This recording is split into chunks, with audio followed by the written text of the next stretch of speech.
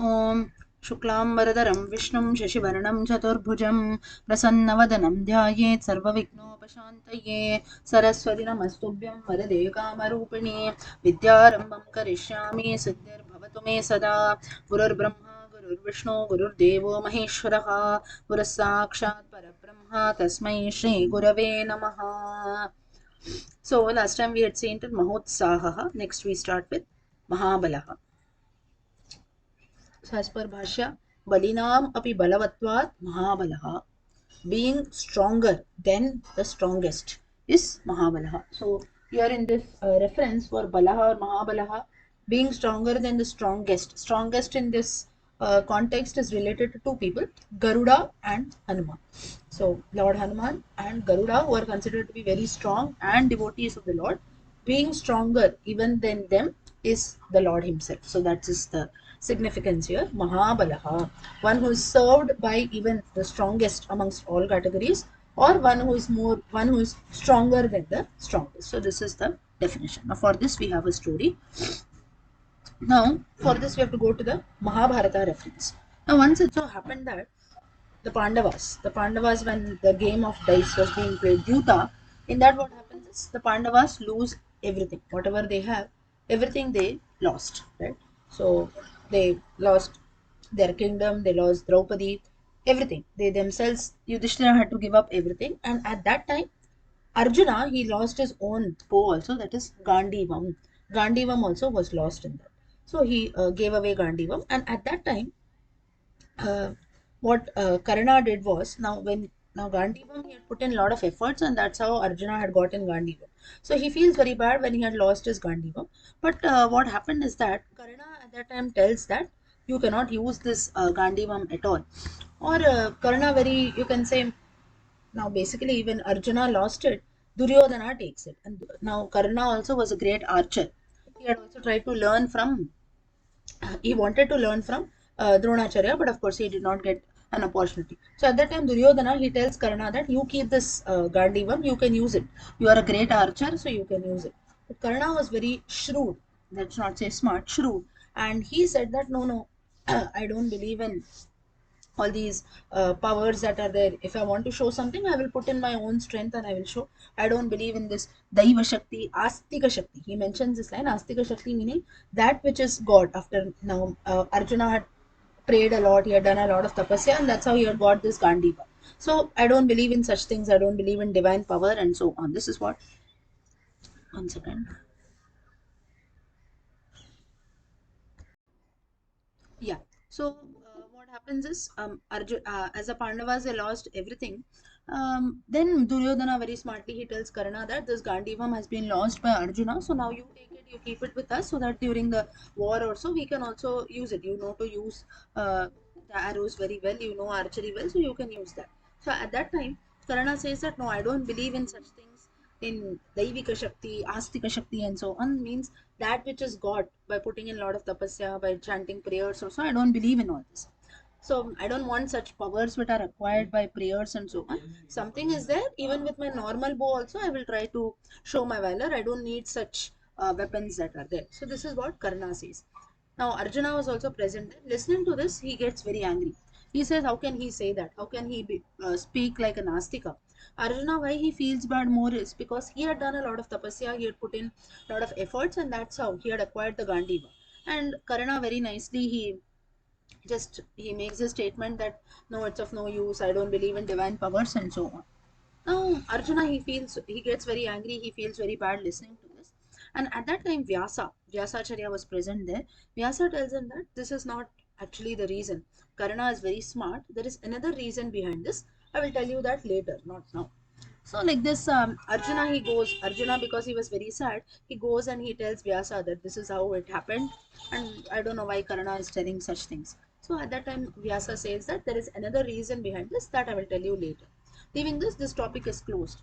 Then, after many years, after the Mahabharata Yuddha is done, the Kauravas are lost, Yudhishthira gets back his kingdom. Finally, what happens is Krishna Avatara comes to an end. So Krishna, he comes and he tells Arjuna that my Avatara is about to get over. So now what should I have to ascend back to Vaikuntham. So my end is near now. And then The series of events takes place. Jara the hunter comes, he shoots an arrow, and that's how the Lord ascends to Vaikuntha. So now Arjuna was also very Arjuna now he was present, but later listening to all this, he feels very bad that his Sakha, or you can say his mentor, his God Krishna, has gone back to Vaikuntha. So now what happens is, while Arjuna was returning back, now he reaches Indraprastha, he reaches Hastinapura, and at that time he had the Gandiva, right? Because Karna had, anyways, the Kauravas had lost, now they were all dead. So now he had the Gandiva. Now when he came back to his kingdom, he had the, now Arjuna always used to have the arrow in his hand, bow and arrow. This time what happened is Arjuna could not lift the Gandiva. So now Arjuna was wondering why, what is happening, what is happening.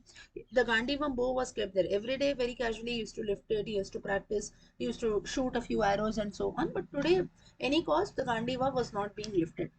So now what happens is, he tried many times, but he failed to do so. At this minute now, Vyasacharya comes in and tells, now you have the reason. Many years back, I told you the statement of Karna. Karna knew that only because of the Lord's presence you can show your valor. Now that the Lord Krishna, now that the Lord has ascended to heaven, you have lost all your powers. Even your Gandivam also has lost the powers. So Karna, he knew this. Now someone, now at this Arjuna asks, what's the meaning? I didn't understand this. So at that time Vyasacharya tells that only when when Krishna was there beside you, at that time you had powers for everything. You could fight with everyone. You had the bow in your hand, you had the power of Gandiva, you had the Pashupatastra, and so on. All the different astras, they were all in your favor. But now that the Lord has also ascended to heaven, Krishnavatara has done, now you have also slowly lost your power. So the conclusion of this is, only with the grace of the Lord things happen. Just because I wish to do something, how much ever, of course, self efforts are important, but there is one aspect called grace or luck factor that we call. If that is not there, then nothing plays a role. Very simple example now. All of us are looking at the Vishnu Sahasranama, right? It just takes 1 minute. You can say maybe at 8:59 or so, we feel, no, I don't feel like joining in today, right? So physically you're fit, you have all the resources around, you have a good net connection, you have to just connect in, log in, listen, whatever it is. But still, that 1 minute before, some random thought might come, no, I don't feel like listening today, I want to do something else. What is that 1 minute thought? Whereas that is something which distracts us. Whereas if the same thought comes at 8:59, no, I want to log in today. Someone calls you for something else, you say, no, 9 to 10, I have the Vishnu Sahasranama class, but that is, I have to listen. This is the grace of the Lord that is to come in, that this thought comes to our mind. Because beyond everything that we do, self efforts are there, physically we are fit to do things, we might have all the resources, but if mentally we don't feel, if the thought doesn't come to our mind, there are so many people, right? Like maybe they want to visit so many other places, they'll go to temple, not only on the religious part, it can be anything. They will have all the like, you can say children, for example, as students, all of them go to school, they have all the resources, they have money to go to a good school, they have books, they have this, whatever is needed, but still the child does not study, right? So what is this? Everything is there, but still the child is not having study. That means he has not developed interest for this. What you can say, if you put him in good classes, the school is very good, books are there, everything is there, then what is the problem is that interest is not coming, and that should come from within, and for this the grace of the Lord is needed. So there is something, you call it as grace of God or some whatever supreme power, anything you can call it. But if this is not there, everything is waste. What is the use of a good school? What's the use of buying everything if the child is not studying, right? So therefore, the same thing here, Vyasa also tries to tell Arjuna. I'm just giving you everyday examples so that we can understand better. So Vyasacharya tells the same to Arjuna, that till Krishna was there, he was there as your guide. He told you the Gita and so on. Everything was going on well. But now that he has ascended to heaven, you have also lost your powers now. The Gandivam is of no use. Karna, he knew this then, and that's the reason he did not accept this. So now Arjuna still does not understand. He tells that no, when the argument took place between Pandavas, that is when the Pandavas lost everything, Krishna was very much present, right? But then Vyasacharya, he interrupts in between and tells that Krishna was very much present, but the Kauravas and Karna did not seek the guidance of Krishna. Krishna was there, but you don't go and accept, or you don't go and be in his favor. They were all against the Pandavas, against the Lord, right? So therefore Karna knew this. Therefore Karna said that if anyway Krishna, I'm not going to favor Krishna, he's also not in my party, this Gandivam is of no use to me. But Karna is such a shrewd man that he will not show this, he will not directly tell this, that He knew that only with the power of the Lord the entire world is surviving, but still he will not tell this in open. He will never ever accept his weakness for something which is wrong in open. This is what Vyasacharya tells Arjuna. So he tells that Karna, or like Karna, there will be many people. They might know many things, but from outside they will not reveal that openly. They will give you other reasons also, like I don't believe in Daivika Shakti and so on. In fact, Karna very much knew this. The thing that even you did not know that I am telling you today, Karna knew this many years back, but only thing was he did not tell his weakness openly. So this is what here Vyasacharya tries to explain, and this is how this name comes, Mahabalaha, meaning everything, even if it is there, you have good physical strength, mental strength, everything is there, still the one who rules over all this is Balinam api balavatvat Mahabalaha, that is Mahabalaha, meaning the Lord himself. So here the Nama is Mahabalaya Namaha, is the Nama for the Lord, and one, and the Palashruti is one who gives us good strength, be it physical, be it mental. And in this context, Parashara, he writes his strength as Mahabalaha, that let the strength be given to complete and to know the stories of all the 1,000 names of Lord Vishnu. And this Nama, anyone knows the number of this Nama, Mahabalaha? 174. 175th is the next Nama. So he says that the initial part, just a quarter you have covered, you have to reach till 1,000. So for that also, the Mahabalaha, the Lord himself has to guide. So this he mentions there, and this is how the Phalashruti of this Nama has been told. So a simple meaning of this Nama is one who rules over everything, one whose grace is needed for doing everything, that is Mahabalaha. Okay, could everyone understand this Nama? Yes? Yeah.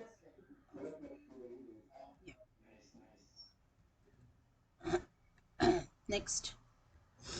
Verse number 19. Mahabuddhir Mahaviryo Mahashaktir Mahatyutihi Anirdeshava Pushtimaname Atma Mahadridika. Next Nama that is there is 175.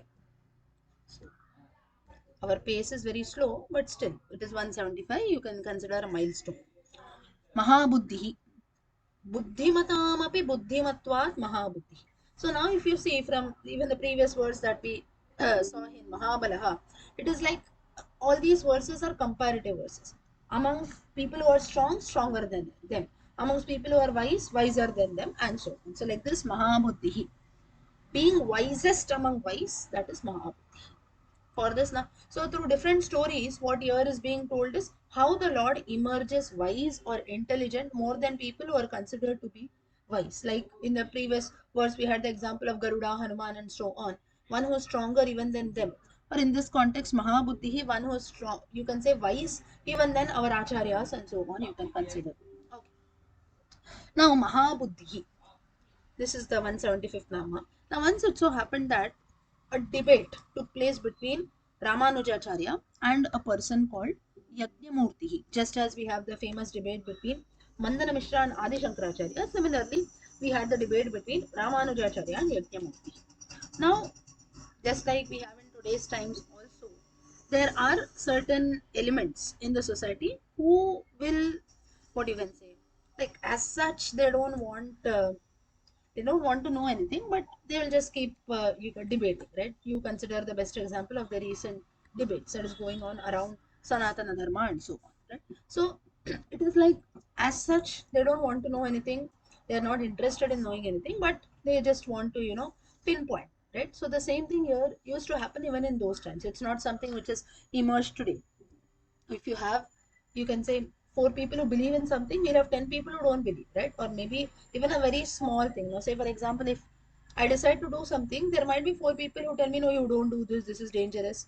Someone tells me what you're doing is good, there will be 10 other people who will tell me what you're doing is bad, it is causing trouble, this, that, it can be anything, right? So there are going to be good things as well as bad things, irrespective of the kala in which we live, except for Satya Yuga.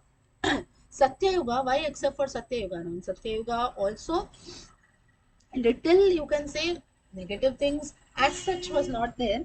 Little, even if negative things are there, people did not consider it as negative. Because now, only if I tell you, speaking the truth is good, telling lies is bad. Only if you know that telling lies is bad, we will not tell lies, right? But if someone says, no, telling lies is also good, That means we feel that what we are doing is correct. But in the Satya Yuga, what happened is negative concepts, or you can say all the evil qualities, the different vices that are there, they were not present at all. So everything was just good. People were happy, people were satisfied with what they have. People did not have a competitive spirit, or you can say comparison. He is great, I am low. Today, most of the problems that come in is because we compare ourselves, right? He is having more than me, I should emerge more. How can he excel more than me? So this is where the problem comes in. We look at others, and sometimes we go to this extent that even if I am not happy, even if I don't have anything, that is fine, but the other person should not have. This is normal human mentality, but such things did not exist in the Satya Yoga. Everything was only good then.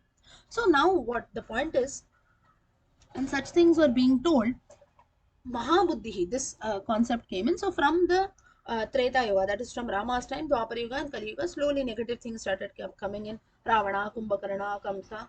So like this, slowly negative things started coming in. So like this, even this Ramanujacharya and Yajnamurti, both of them, they had a debate. Now Yajnamurti, he had a different religious philosophy that he used to believe in. Ramanujacharya had a different philosophy. So a debate took place between both of them for about 17 days, 17 days. And at that time, Yajnamurti, he said, let's have a challenge, like a bet or so. At the end of the debate, whoever wins will, he can easily say that what I believe in is is the greatest, and the opposite person, the person who loses, he has to accept that my dharma or my philosophy is all false. Ramanujacharya did not agree to this. So Yajnamurti, he says, how can you not agree?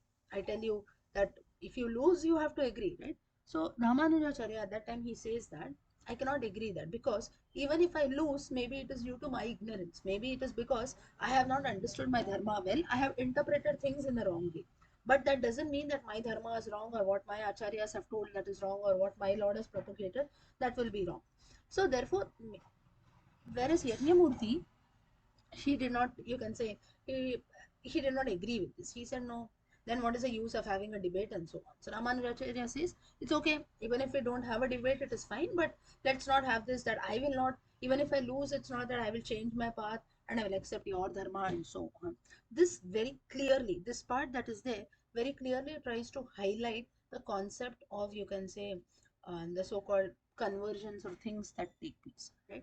So that is again a different concept altogether, but there are many people who try to, like, not directly in this case, but who try to sometimes show, right, like what you are believing, what you're, especially in these religious aspects, it happens, what we are doing is wrong, or what you're believing is completely wrong, and they'll try to show things in such a way that what your philosophy is completely wrong, our philosophy is correct, and we, like fools, tend to believe them and go and follow in their at their path.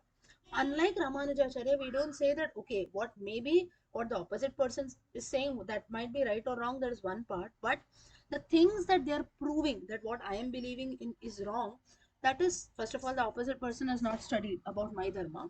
Secondly, I myself don't know much. So I cannot just sit and believe saying that what he's saying is correct, or my dharma, everything is false, this and that. Like you have a very, you can say, very common example if I give you the concept of even these 33 crore gods that are there. It is actually 33 koti. Trayastrimshat koti, when we say, is just 33 actually different categories. Or even Krishna had so many wives, or so many avatars one person takes, or Shiva, he is actually God, he is one of the greatest tapasya, still why did he cry for his wife? Can a God be like this? And so on, right? Like this, we have so many debates that come in. But if someone tries to mock at us, I'm just giving you two, three famous, or you can say popular ways in which people try to mock. So at that time, what happens is, if now here the problem that comes in is we don't know the answer for this.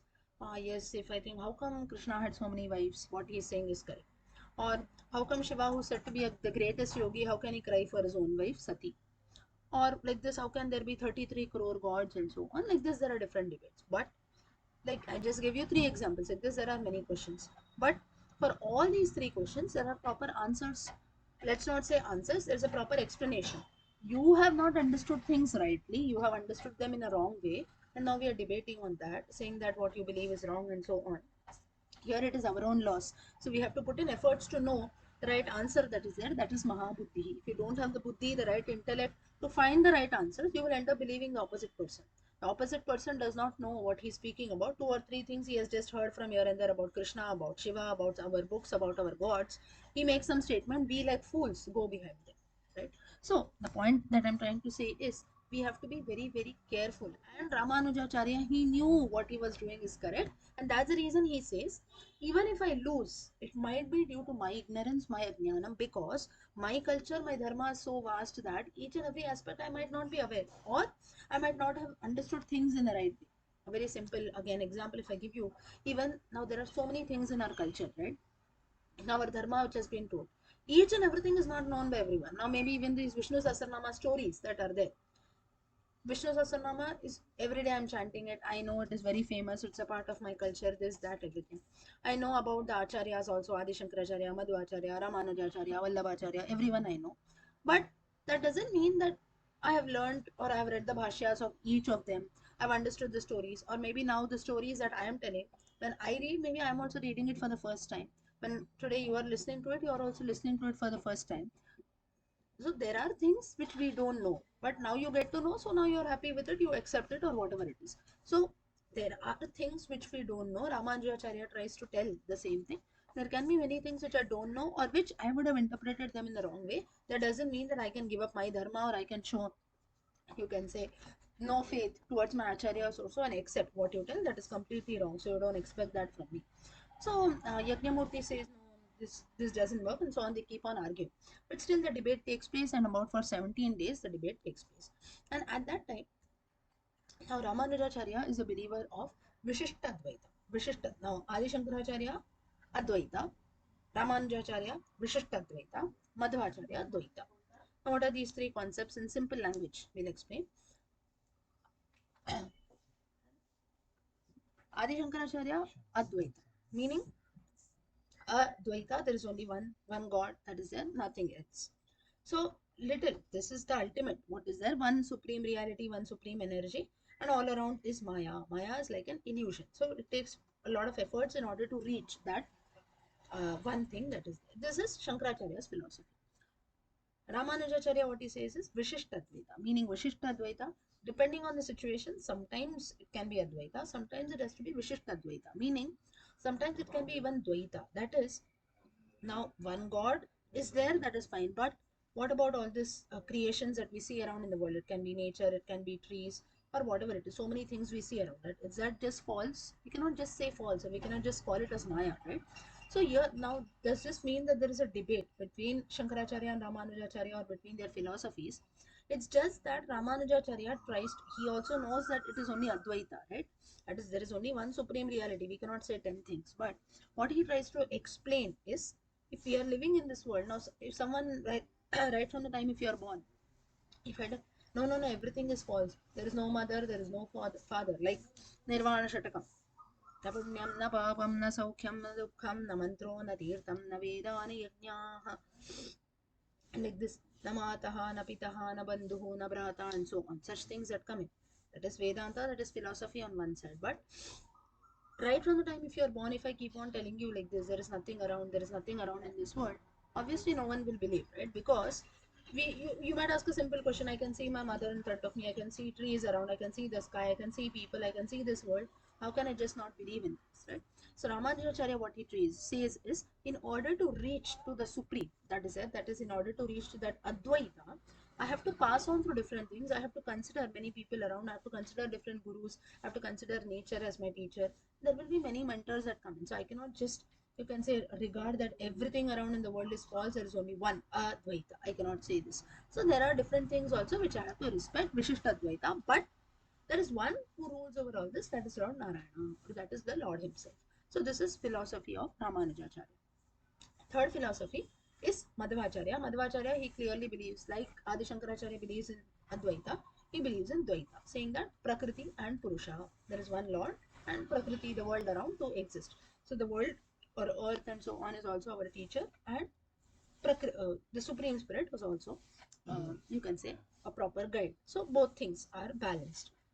Now, these different acharyas doesn't mean that they had a debate amongst themselves or all three of them propagated. Why they propagated is, there are humans of different mentality, right? That's the reason we have few who are Vaishnavites who follow the Vishishtadvaita. There are few people who follow Advaita, and so on.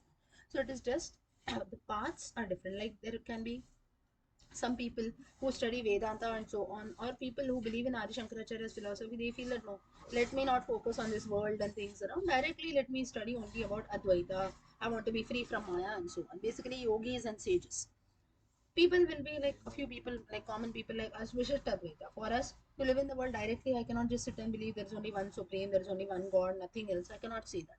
I have to live in the world. Maybe I worship nature, I worship gods, I see gurus, I come in contact with people. So everyone, I consider them to be like gods only. I have to consider them important. This is one point. And there can be a third category, like few people who we call as Madhva Brahmins and so on. They believe in this Dvaita, that is Prakriti and Purusha. So why these different three philosophies have been told is so that people from all beliefs also, or as convenient for people, you can follow the path. So here, again, when this debate takes place, at that time, what happens is, yeah. So at this time, what happens? So now, yeah, this Yagnamurti, the person who was there who was debating, he comes and he tells Shankaracharya, he tells Ramanujacharya that Ekameva, he quotes a line from Chandogya Upanishad. He says, Ekameva Advitiyam. Means there is only one and there is Advitiyam. There is only one thing that exists, that is Advitiyam. There is no second thing at all. So that is Shankaracharya's philosophy, Ekameva Advitiyam. So he says, how can you say now Ramanujacharya was a believer of Vishishtadvaita? He says many things exist and so on. So here he questions, how can you say that many things are there, this, that? He keeps arguing. So at that time, Yagnamurti says the Vedas themselves say Ekameva Advitiyam, Chandogya Upanishad is saying, you say that no, there are other things. So what do you have an answer for this? Ramanujacharya, he tells this was the 17th day of the debate. He tells next day you come, I will tell you the answer for this. Ramanujacharya, he goes to Kanchipuram, he prays to Varadaraja Perumal, an incarnation or you can say a form of Lord Vishnu. And at that time, he says, what is this? People around are questioning me. Now, it's not that Ramanujacharya does not know the answer also, but sometimes we feel bad, right? If someone is continuously questioning us, or why you're doing this, why you're doing that, little we feel bad. So the same thing happens with Ramanujacharya, and somewhat he prays to the Lord, and at that time, Lord Varadaraja, he comes in his dream and he gives him a proper answer. So Ramanujacharya, he was very much satisfied. The next day, he goes and he meets this Yagnamurti. And at that time, he makes one statement. He says, there is a line, Yatra Chola Nripasamrat Advityoshti Bhutade. Advitiya Oshti Bhutade. Now, what is the meaning of this? Yatra Chola Nripasamrat. There was a Chola king. Cholas were present in South India then. They ruled over the Dravidian regions. Yatra Chola Nripaha Samrat. There used to be a line which was being told in the kingdom of this Chola king, Yatra Chola Nripa Samrat, like our king, Advitiyosti Bhutale, meaning on this earth there is none who is like this king.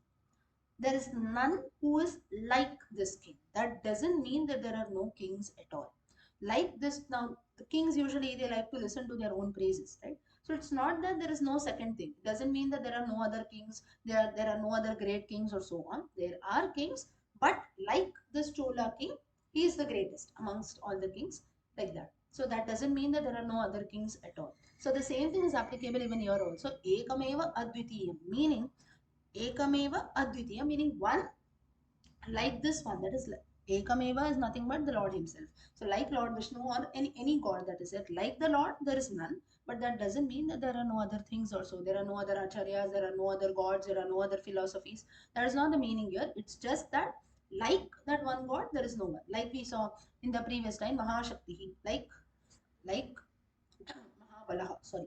Like Vishnu, there is none also, but in the strong categories, we have Garuda, Hanuman, and so on. They are also quite strong. Doesn't mean that they are not strong, but there is none like Vishnu. There is no one stronger except Lord Vishnu. It's not like that. But there is only one person who is strong, Vishnu. Everyone else is weak. It's not like that. That one person is, you can say, the supreme in that category. So the same thing here. So here Ramanujacharya tries to say, and here why he tells his explanation is, he tells the way you interpret things is very, very important. You have interpreted things in the wrong way. Ekameva Advitiya, meaning there is only one thing, there is Advitiya, there is none else. Whereas the meaning that is there is It doesn't mean that there is nothing second, nothing secondary. That's not the meaning. The actual meaning is second to none. It's just play of words that is there. Second to none is like this person or like this category, this person is the strongest. Like Yatra Chola and Nrapa Samrat, this Chola king is the most supreme, or you can say the most, you can, whatever, mighty and so on. But that doesn't mean that there are no other kings. Or maybe you have one particular person, like a sportsman or so, he might be excelling in his field. That doesn't mean that there are no other sportsmen. That person is great, he's trying to show his valor, like this. So whatever has been told in the Vedas, Veda Vakyam is not wrong. It's just the way in which you interpret things. So here, Mahabuddhi, this buddhi, from where did it come for Ramanujacharya? Ramanujacharya himself was wise, but at that time Varadaraja, Lord Varadaraja came into his dream and guided him. So Mahabuddhi, wisest among wise. Buddhimatamapi buddhimatvad Mahabuddhi. The Lord who guides us at the right time, that is Mahabuddhi. So Mahabuddhiye Maha is the Nama, and the Phalashruti is like Ramanujacharya, the right way of interpretation or the right knowledge at the right time. The Lord blesses us with all, blesses us all. So it can happen many times that we know many things, but the way in which now, why do misunderstandings, or we say, right, miscommunication? Now, I might tell you something, but the way you take it, that is very, very important. So the way we interpret things is important. Otherwise, it leads to problem. So the right interpretation is very, very important. Okay, could everyone follow this Nama?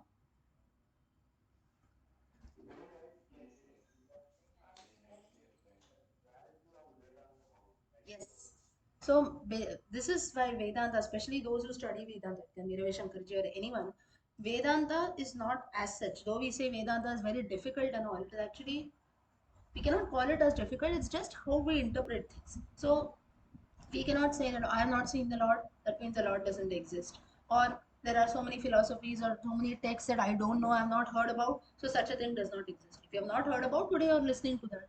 Right? So therefore, the point is, out of this Mahabuddhi or these namas, what is being told is, just because you don't know such some things or you're not aware, doesn't mean that such a thing does not exist. Or even when people say that no, there is nothing like God, or let's not just impose that you have to believe in God or something like that. It's not like that. But then just sitting and saying that no, such a thing does not exist, or what you're doing is completely wrong, that is something which is wrong. You don't know something, it's okay. You can follow what you want, but telling others also the same thing, saying that such a thing does not is not there at all, you also don't do it, is very much wrong, right? So that is you can say one significant feature of our dharma, wherein we don't go about telling other people that your dharma is false or what you're doing is completely wrong, come and follow my dharma. You see, our dharma, Sanatana Dharma, does not appreciate this at all, does not tell this. None of us till date, we would have gone and told maybe someone belonging to any other community also that what you're doing is completely wrong, your Lord does not exist, your books are all false, and so on. We don't tell that, right? If you want to follow, you follow. If you don't want to follow, you don't follow. That's your choice. We don't go and tell people. Even rather, what we do is we don't even go and tell others from our own community also. We don't go and tell them what you do this, you do that. We don't go and tell. I am doing this. If you are interested, you take up. Right. So this is one thing which is there of our dharma, which shows openness. It doesn't mean that other beliefs or other communities are wrong or so. Everyone has their own specialities, but going and telling others to follow this or follow this is also fine, but telling and trying to propagate and show that what you are believing, what you're doing is completely wrong, this is something which is very much wrong. And that is because we do not do this, that's the reason why Sanatana Dharma has even got this name as Sanatana, meaning being eternal. For so many years together, it has, if it has come in this itself shows nobody has. Now we have many acharyas, Adi Shankaracharya, Ramanujacharya, Madhvacharya. Apart from this, all of us have our own acharyas, right? But nobody can say that okay, there was only one person who came and he propagated, he showed the path. No. If you have now 20, 25 people here, each one will say no, I believe I read so and so book about one person. So there are so many great people around. There is no limits that are there at all, that we have to listen only to one person or we have to follow only one book. No, everyone has our own way of following things. Even the worship that we do every day in the morning, all of us do some kind of worship maybe. Some will say no, I just chant prayer. Some will say no, I sing songs. Some will say no, I offer flowers. Some will say no, I do a proper puja. Some will say no, I do a proper Shiva puja. Some will say I do a proper Shaligrama puja. Some will say no, I don't do anything, I just light a lamp. It's your choice. Some will say no, I don't do anything. It's your choice, right? So these are all ways of worship that are there, that also differs. There is no rule for this at all. Ravi Shankar ji?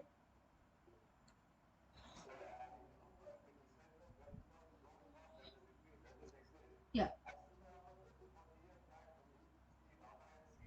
Huh.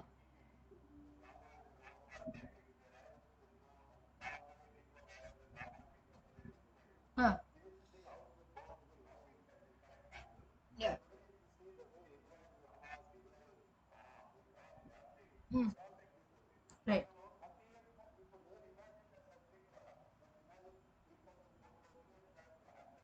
Correct. Correct.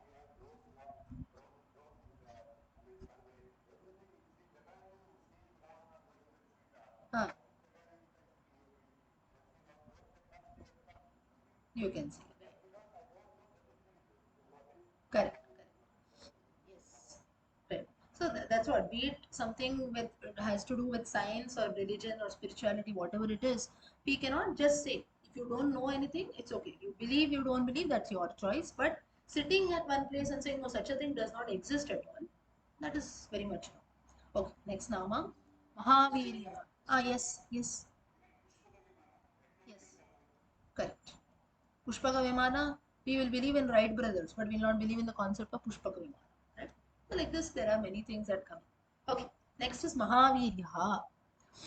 Mahadutpattikaranam avidyalakshanam viryam asyeti Mahavirya. The one to whom belongs avidya, that is one who is actually the nasha of avidya, of or ignorance, and mahatatva. Mahatatva is one who knows what is the ultimate truth. He is called Mahavirya, or a simple meaning is also one a great person or a great warrior. Now for this, what happens is Ashtakshara mantra. Now, mantras usually should not be told about aloud. You should take a diksha from a proper guru. But now in the class, I have to tell you. So it starts on the pranava, om, then namaha, and then narayanaya, om namo narayanaya. This is the ashtakshara mantra. So you chant, and you can see if you count the number of letters, it will be 8. That's how the name comes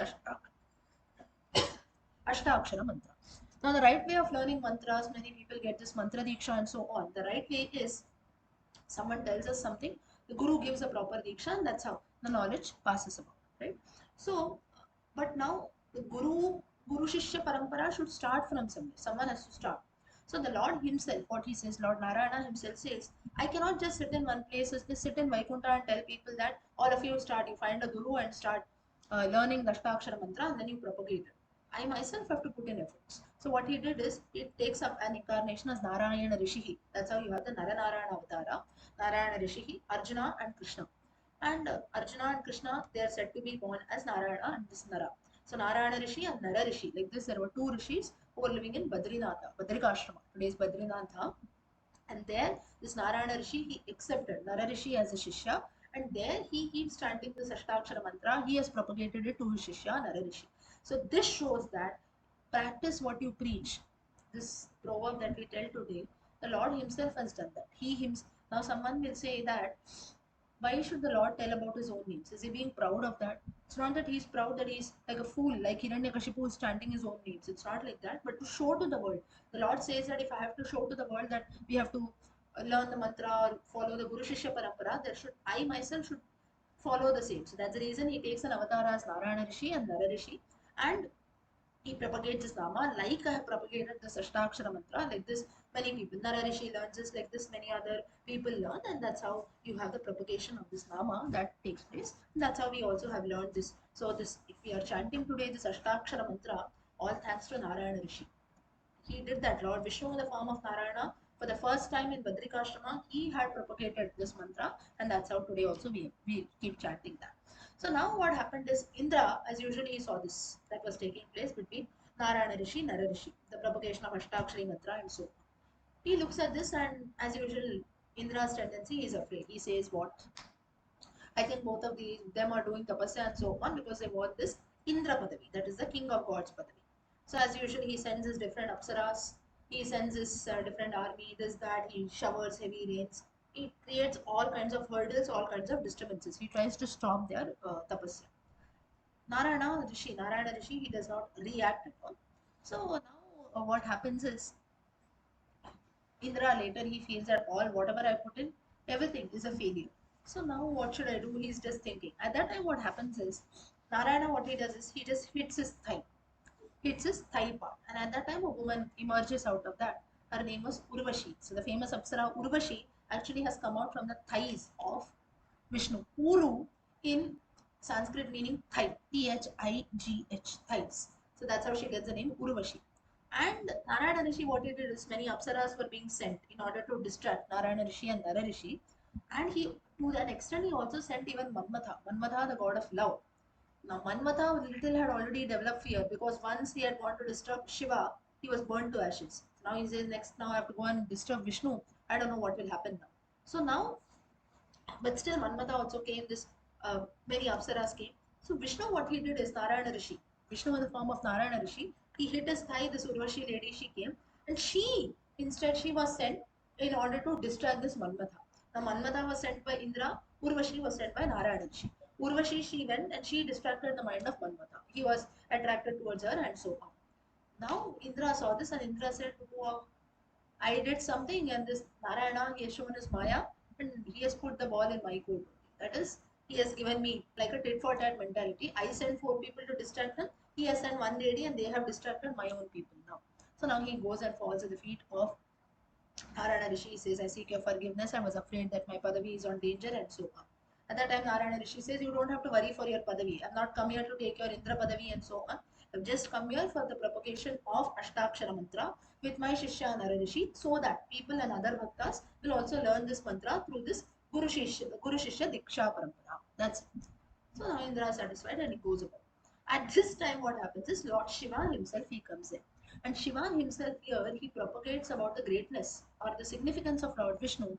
He tells that this Manmata, when he came out of my Krodha, what happened is I burnt him into ashes. But this Lord Vishnu who is there, he is Mahavirya. He is one level beyond. He is beyond Kama and Krodha. He was not attracted towards Manmata, nor the various Apsaras who came there, nor he was attracted, or you can say, nor he showed Krodha, anger also. He did not cause any harm to you. So what ultimately is shown is the Lord one who is beyond even Kama and Krodha, who gave you an answer, a very simple answer by bringing about Urvashi. So through his Maya, he tried to show you that is Mahavirya. This Indra also learned a lesson, and Manmatha also learned a lesson. And Shiva himself here tells the significance of the Mahima of Lord Vishnu in the form of Narayana Rishi. So Mahaviryaya Namaha. This is a Rama here. And the Palashruti is to be free from all kinds of material desires, material attachments, and so on, like it happened in the case of like Narayana Rishi, how even though different Apsaras, Manmatha himself came, still he remained very strong. Like that, many in our lives also there are different attachments, distractions that come in to become strong from all that. It is Mahaviryaya Namaha. This is one aspect. Second aspect of this Nama is Lord Shiva himself tries to prove or tries to show the greatness of Vishnu in this Nama.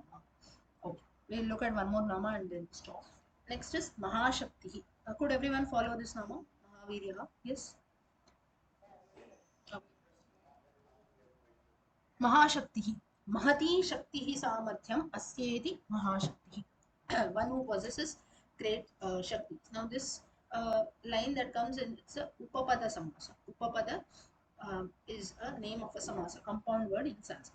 Mahati Shakti Samarthyam Asyeti Mahashakti. As per Shankaracharya's Bhashya, one having great powers and potential is a Mahashakti. Now this is like a continuation of the previous Nama. That is when Narayana Rishi and Nara Rishi, both of them, they go to Badrikashrama. After that, after knowing the Mahima of this place, that their Ashtakshari Mantra Upadesha and things have been done, many other sages also go to this place. That is Vyasa along with his few Shishyas, Jaimini and so on, they go there.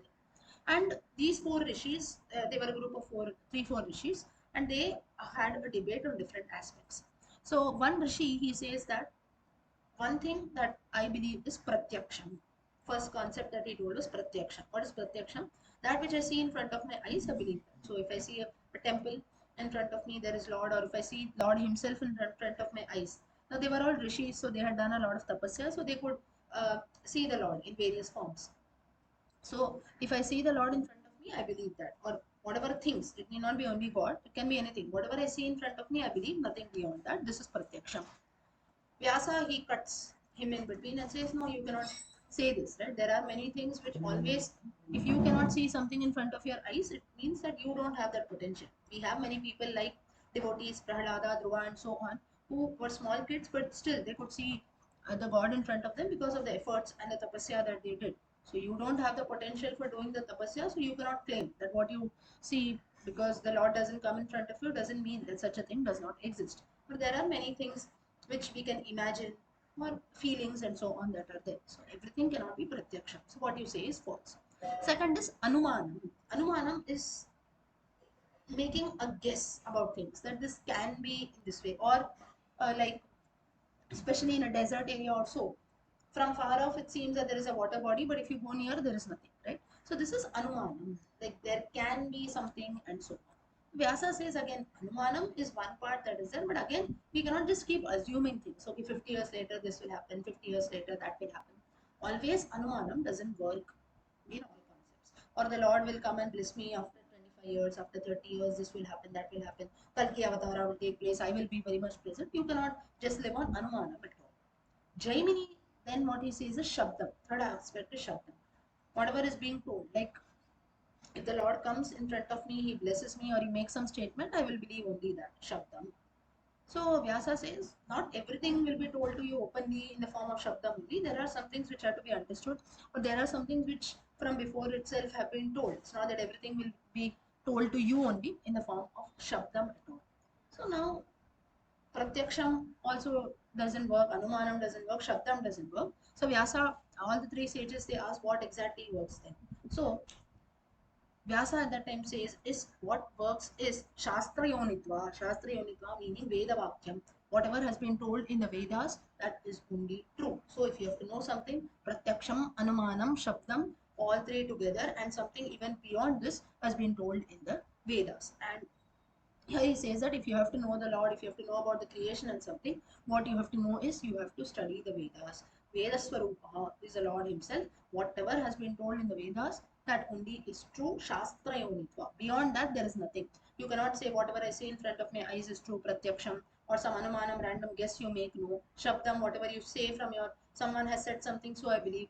All this is in one part, but there is something beyond this that is nothing but Vedavakyam. So from here is where Vyasacharya, he starts the, you can say, the tradition of Veda Samrakshanam, that is teaching the Vedas to all his disciples, four disciples mainly.